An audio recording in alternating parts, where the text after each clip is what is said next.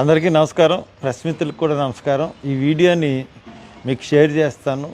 అంటే press meet పెట్టాలి, కానీ ప్రెస్ మీట్ పెట్టడానికి కొన్ని పరిస్థితులు అనుకూలించలేదు. అందుకనే ఈ వీడియో మీకు పంపిస్తాను. ఇది ప్రెస్ మీట్గా భావించి రిలీజ్ చేయమని కోరుతా ఉన్నాను. ముఖ్యంగా నిన్న చంద్రబాబు నాయుడు గారు ఒక స్టేట్మెంట్ ఇచ్చారు. నేను ఏమీ చేయలేకపోతున్నాను, రాష్ట్ర ఆర్థిక పరిస్థితి దృష్ట్యా అది మీ ముందుకి తేవాలనుకుంటున్నాను. నేను ఇప్పుడున్న పరిస్థితుల్లో ఏ స్కీమ్ కూడా చేయలేమని చేతులు ఎత్తేసాడు. నేను ఒకటే అడుగుతున్నాను, చంద్రబాబు నాయుడు గారు, మీరు ఇంచుమించు 9 సంవత్సరాల తర్వాత 5, 14, 15 సంవత్సరాల నుంచి ముఖ్యమంత్రిగా ఉన్నారు. మీరు అధికారంలోకి రావడానికి దొంగ హామీలు ఇవ్వడం అన్నది చాలా పరిపాటిగా మారిపోయింది. మనం రాష్ట్రం విడిపోయినప్పుడు మీరు జగన్ ఏమో ఖచ్చితంగా నేను రైతు రుణమాఫీ చేయలేనని చెప్పాడు. నేను రైతు రుణమాఫీ చేస్తానని చెప్పడం వల్ల ఆ ఒకే ఒక్క కారణంతో మీరు ముఖ్యమంత్రి అయ్యారు 2014లో. అయిన తర్వాత ఆ 2014లో మీరు కేంద్రంతో పొత్తు అన్నారు. కేంద్రం మీరు అబ్సల్యూట్లీ ఫెయిల్డ్ ముఖ్యమంత్రి 2014 నుంచి 19 వరకు. ఎందుకు నేను చెప్తున్నానంటే విషయం, that is the peak time of the all the programmes. ఎందుకంటే ప్రత్యేక హోదా, కాంగ్రెస్, ప్రైమ్ మినిస్టర్, బీజేపీ అందరూ ప్రామిస్ చేశారు పార్లమెంట్లో. దాన్ని సాధించడంలో విఫలమయ్యారు. రైల్వే జోన్ సాధించడంలో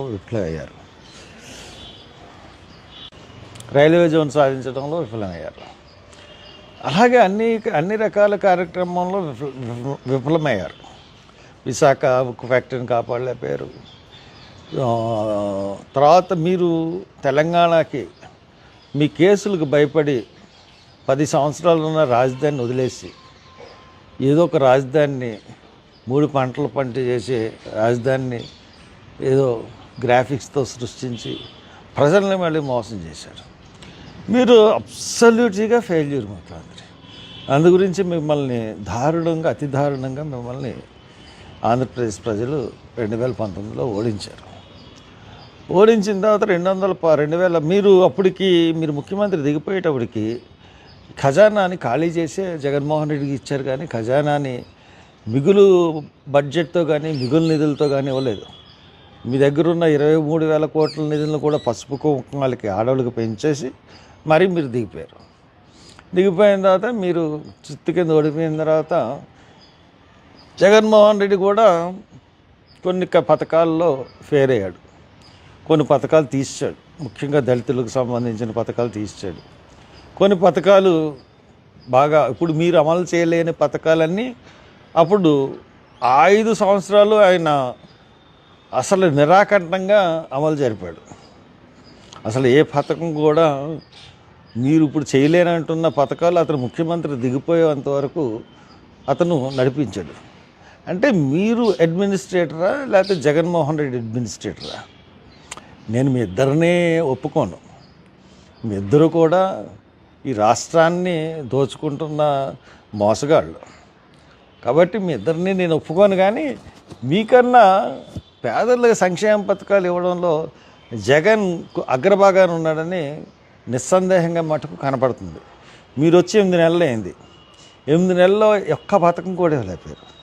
స్కాలర్షిప్లు ఇవ్వలేదు, నిరుద్యోగ భృతి ఇవ్వలేదు, అంగన్వాడీకి ఏం చేయలేదు, తర్వాత ఆశా వర్కర్కి ఏం చేయలేదు, తర్వాత మీరు ఇస్తాన్న సూపర్ 6 హామీలు, ఉచిత బస్సు, అన్నీ ఎవ్రీథింగ్, తల్లి వందనం, అప్పుడు దాకా నడుస్తున్న తల్లి పెన్షన్లు, అంటే 18 to 50 years లేడీస్కి మీరు ప్రతి నెల 1,500 ఇస్తా అన్నారు, అది లేదు. 10 సంవత్సరం 1,500 ఇస్తా అన్నారు, అది లేదు.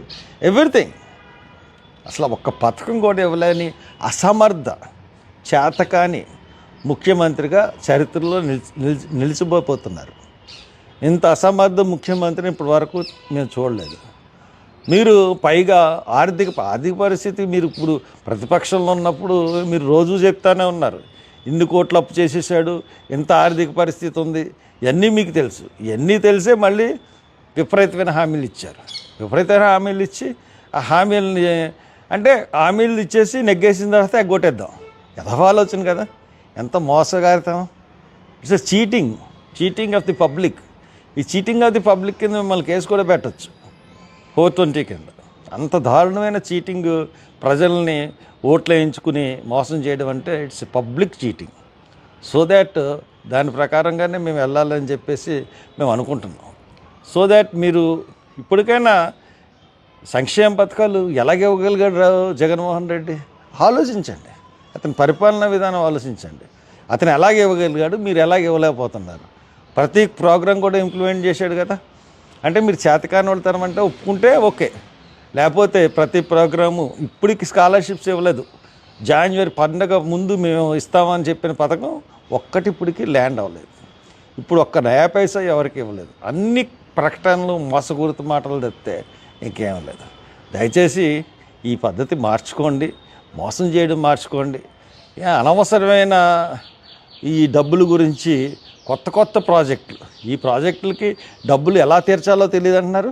కొత్త ప్రాజెక్టులు అప్పు తీసుకొచ్చేయడానికి చూస్తున్నారు. మరి వాటిని ఎలా తీరుస్తారు?